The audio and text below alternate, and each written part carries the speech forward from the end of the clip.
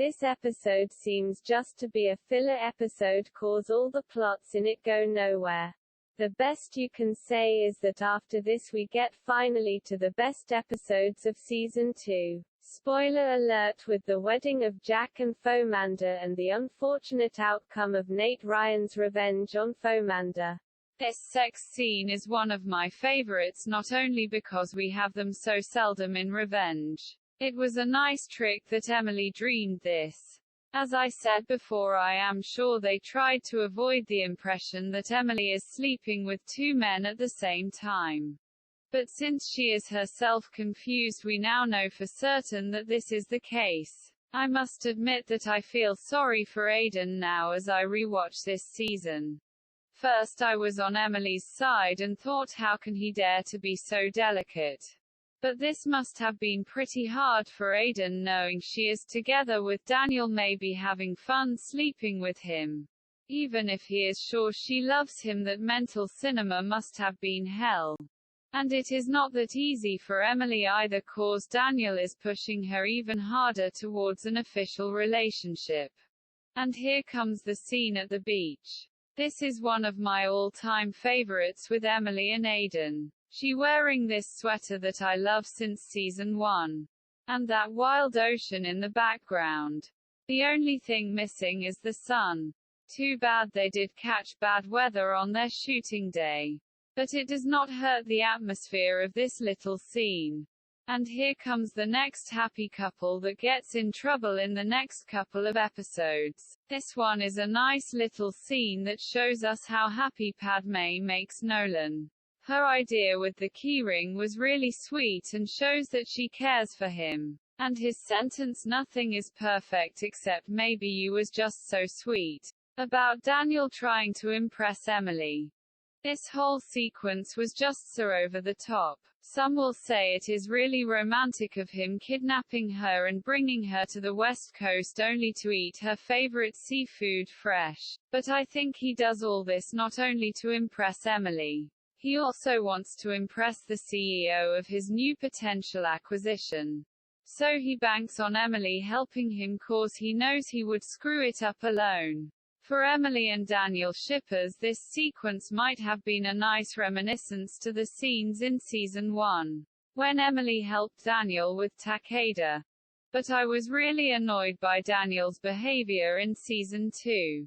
He seems like a dog with his bone. Spoiler alert. And when he finally has Emily in season 3, he does not want her anymore. A common paradox with men in American TV shows. About the video of Aiden's sister Colleen. Spoiler alert.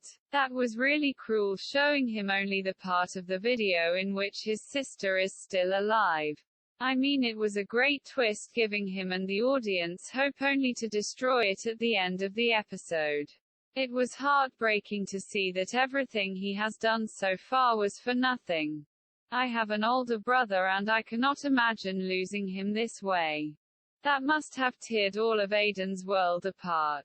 If he had not Emily to turn to, he would have surely done something stupid. Like trying to kill Helen. Speaking of Helen Crowley. I still do not understand what she had to gain by making him kill Victoria. Does she really want to get rid of her?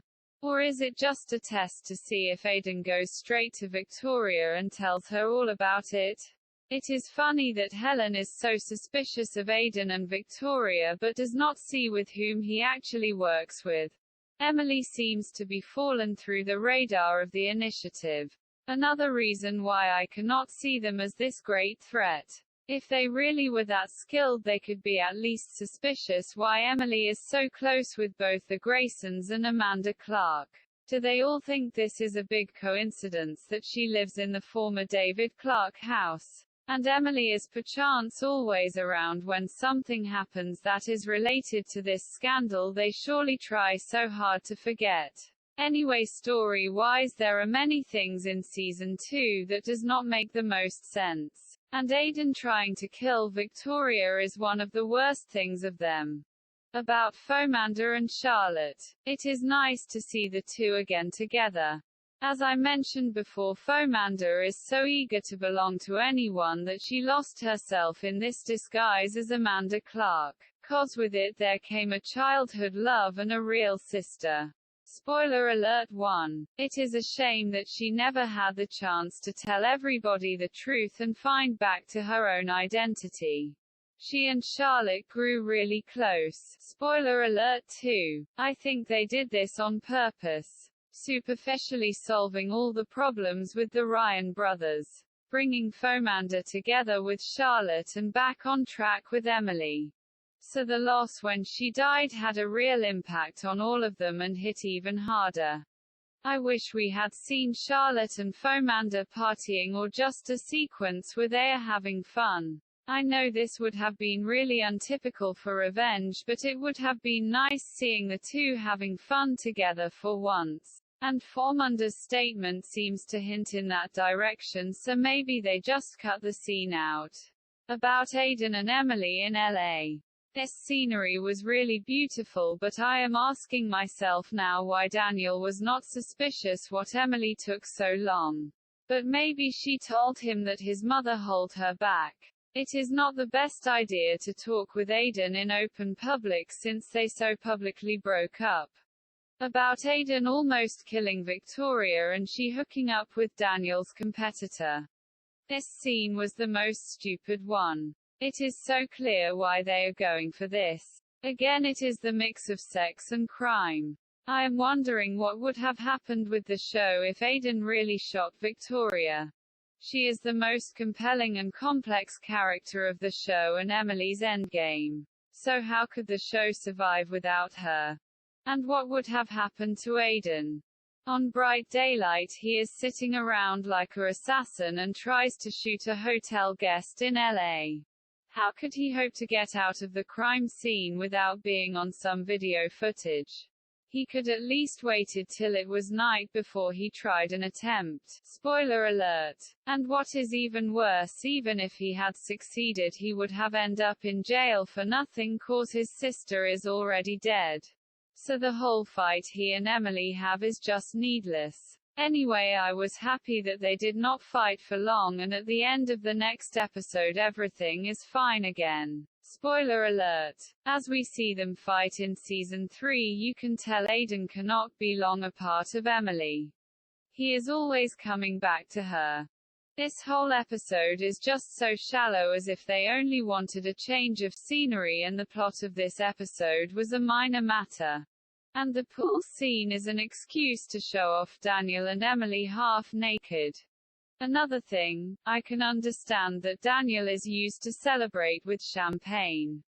But I do not think that Emily is such a luxury lady. About Nolan helping Daniel out while Emily is texting him.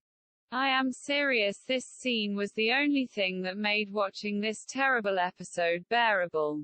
How Nolan reacts to Daniel, him being so rude to Nolan and Emily trying to convince Nolan to help by promising him a house. Question is, why would I? Because you're my employee. Please stay on the line. Your call is very important to us. By the way, I was a bit confused that the house he has looked around with Padma was not for him but for Aiden in the end. So he and Emily could have a secret place while she is back together with Daniel. Anyway, it was nice that they picked this later up in season 3. Spoiler alert. In the first episode, Nolan gets a really nice house from Emily. About Emily and Victoria being enemies again. It is interesting how long this partnership lasted. In fact, the only thing that made Victoria reconsider is that she thinks Emily is too dumb to see that she has a bad influence on Daniel. And that she brings him in danger with helping Daniel being good as new Grayson Global CEO. But Victoria cannot tell either Emily or Daniel why, because she has to be silent about the threat of the initiative. You can call me crazy, but I think that Conrad had all this figured out pretty well. Victoria is so trapped in her fear that she even cannot tell anyone, so no one can try to investigate if this threat of the initiative is as real as Conrad paints it to be. Spoiler alert 1. I know the death of Colleen and Padma's sad end not to forget her father should tell us how dangerous this terror organization is. But for me they showed not real potential in Season 2. Spoiler alert 2. Instead Conrad turned out to be the greatest villain in Season 2. Not only because he lied to Victoria and tricked her into marrying him again. He is responsible for the death of 2 members of the Porter family and almost killed Jack. Spoiler alert 3. And on top of that, he grabs for real political power and wants to become a successful politician as governor of New York. Anyway, this scene with Victoria was not as fulfilling as the one from the first season. First of all because the roles are reversed. Now it seems to be as Emily is in the defense, not Victoria. And we got the captivating flashback with David in which Victoria showed her guilty conscience both in the present and in the past. And Emily stirred up that wound with her words. But what I noticed not only in this scene, Emily's style is now almost mirroring Victoria. It seems as if she is slowly becoming more and more like her archenemy. Here they look like twins. Both women wear a shade of red and tight-fitting dresses. Only that Victoria shows more skin since she is sexually more aggressive than Emily. By the way, it was interesting that she denied Daniel's offer and stood him up. As I said before, she is more reluctant to use sex as a weapon in this since she really loves Aiden and tries to avoid hurting him this way. About Emily and Nolan. It is nice that she finally gets back to Nolan for advice and support. Though I like her talking with Aiden about those things, it really minored Nolan's active role in the Revengender plot. About Nolan and Padma. Do not get me wrong, I like that Marco was gone and Padma played this big role in the next couple of episodes. But I think they missed again a good opportunity here. Spoiler alert 1. I know what they tried to do and it was intriguing to believe that she could really be someone from the bad guys. And I was very much engaged with her plot after her innocence had been proved and Nolan tried to help her. But would it have been not more interesting if Marco would have actually been one of the initiative? Remember Helen said to Padma she has many irons in the fire. I know she was referring to Aiden, Daniel and Victoria. However, when Marco would have been someone who worked for the initiative voluntarily, not via blackmail, the story could have been really different. It would have been a new mini revenge plot. And we would have had a far more interesting and plausible reason why he was coming back. Helen could have bring him and Daniel together to install him in the Null Corp team. First to spy on Nolan and then to find this program carrion. He could have denigrated Padma, who was in this case purely innocent. And then she and Nolan could have worked together to bring Marco down. This could have been a mini takedown with Emily's help. Padma could have turned to her desperately because she knew how close friends they both are. That would have been a really emotional scene and brought Emily, Nolan and Padma even more together. Both story-wise and in an emotional bond. So the loss of Padma would not only have affected Nolan but Emily, too. And they still would not have to change the plot around Padma at the end. They only had to pull out her father, whom we just saw in one scene. So that would not have been that hard. Spoiler alert. She still could have been killed off later and they still could have produced that video of her. Without the blackmail, they could just force her in the old-fashioned way or scare her by telling her they would go after Nolan, too, if she did not do this. And to protect Nolan she would have agreed. That also would have had a more emotional impact since we have seen the two actually happy together. With her father we are just supposed to assume that she loves Shim in the same way as Emily does.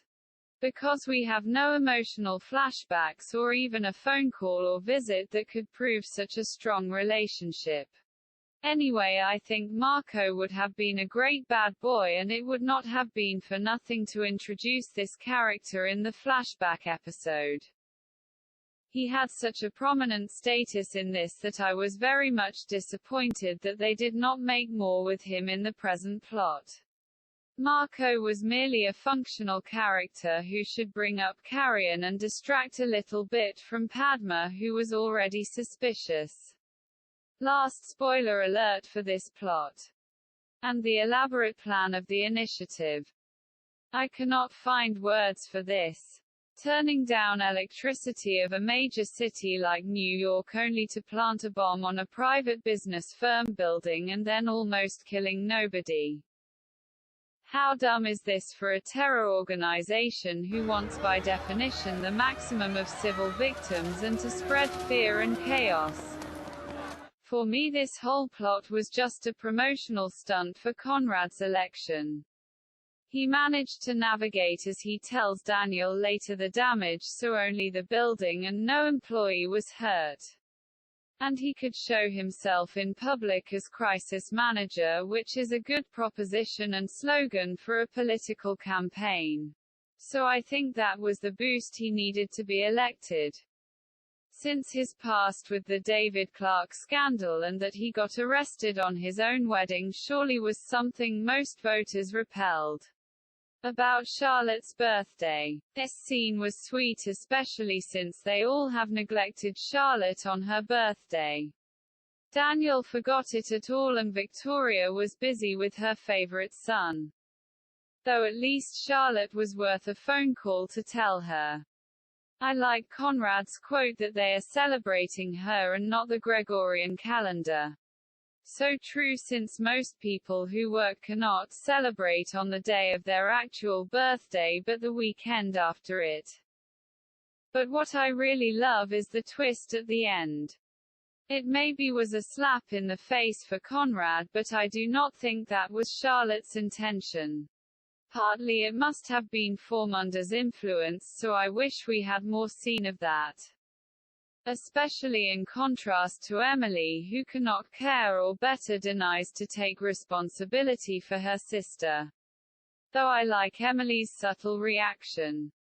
Apropos Emily, it was nice to see that she and Victoria are finally back to old habits.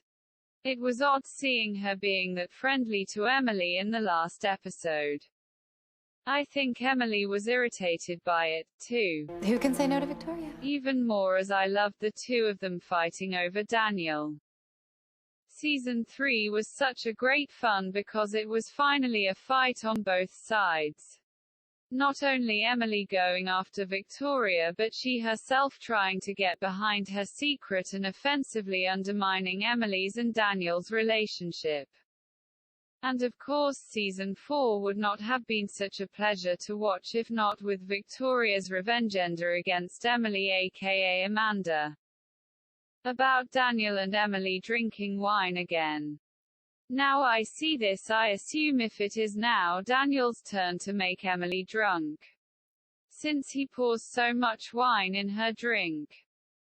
Anyway, I like this little scene very much.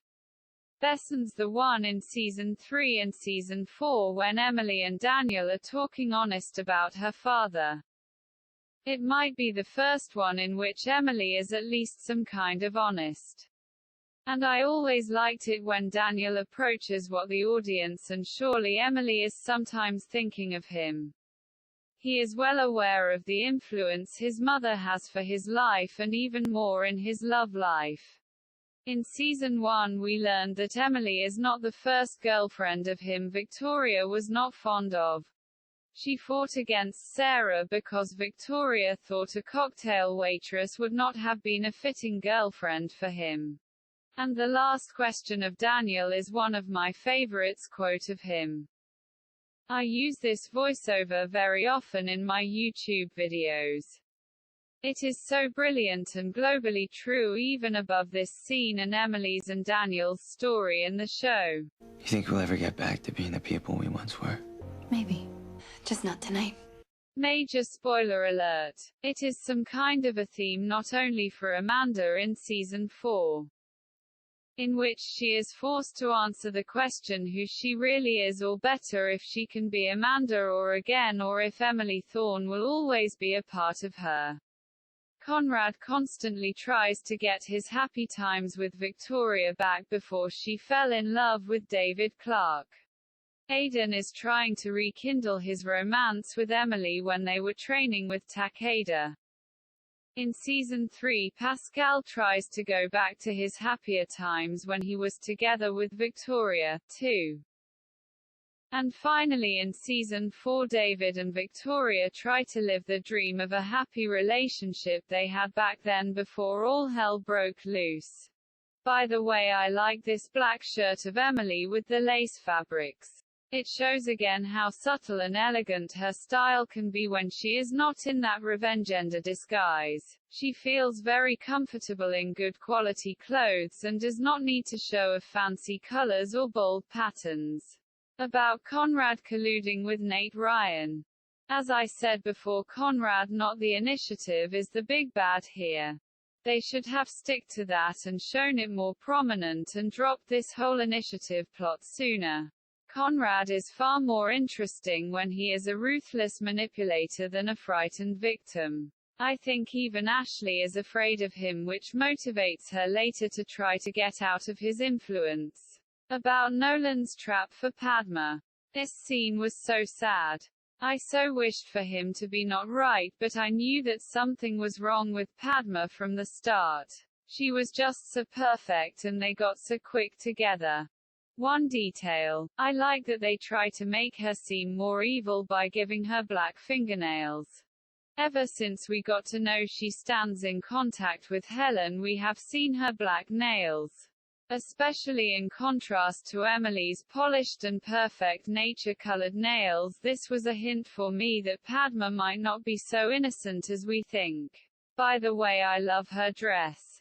These bold colors really fit her complexion. And the Greek tunic style fits this ongoing hints to the ancient Greek roots of the revenge plot.